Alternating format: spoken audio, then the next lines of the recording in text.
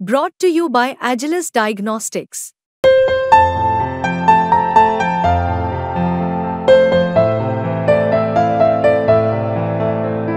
Agilus Diagnostics.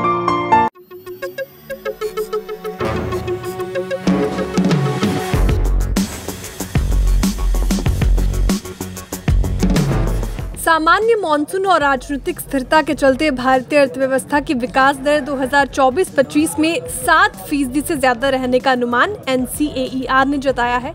आर्थिक think tank national council of employed economic research के मुताबिक मौजूदा कारोबारी साल में देश का ग्रोथ रेट 7 से 7.5% रह सकता है।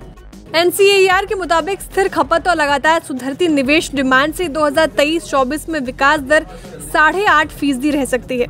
NCAER का कहना है कि बेहतर मॉनसून, सामान्य होते वैश्विक हालात से अर्थव्यवस्था में मजबूती जारी रहने का अनुमान है।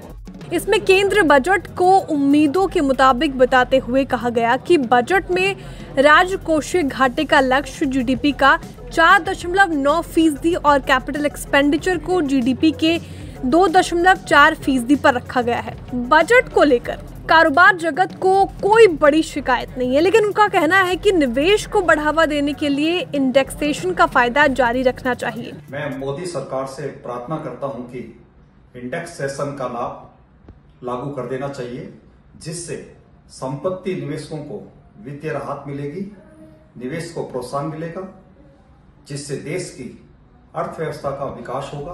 वहीं हेल्थ सेंटर ने भी बजट की तारीफ करते हुए कहा कि इससे देश में हेल्थ से जुड़े इक्विपमेंट्स का प्रोडक्शन बढ़ाने में मदद मिलने के साथ ही स्किल मैन पावर तैयार करने में भी मदद मिलेगी।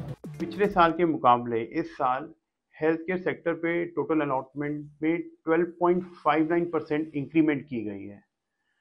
साथ ही कैंसर के 3 ड्रग्स के ऊपर कस्टम ड्यूटीज पे एग्जेम्पशन की गई है और एक्सरे के कुछ कंपोनेंट्स होते हैं उनके ऊपर भी कस्टम ड्यूटी में चेंजेस की बात की गई है।